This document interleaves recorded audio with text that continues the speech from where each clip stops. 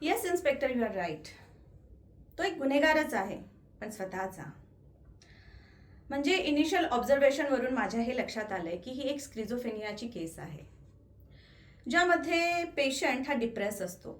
म्हणजे for example, कोणी दोन व्यक्ती बोलत असतील, हसत असतील, तर या पेशंटला वाटतं की ते त्याच्यावर हसतायत आणि त्यांच्या मनात एक न्यूनगंड तयार होतो.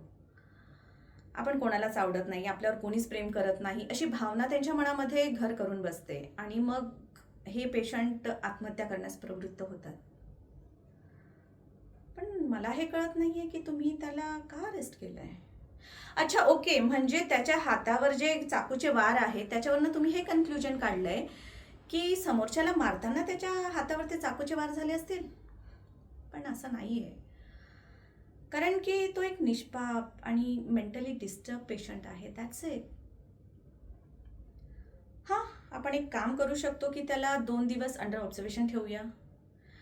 कारण की ज्या पद्धतीने तो मला ट्रीटमेंटला रिस्पॉन्ड करतोय त्यावरून मी हे नक्की सांगू शकते की माझं कन्सल्टेशन वर्क होत आहे.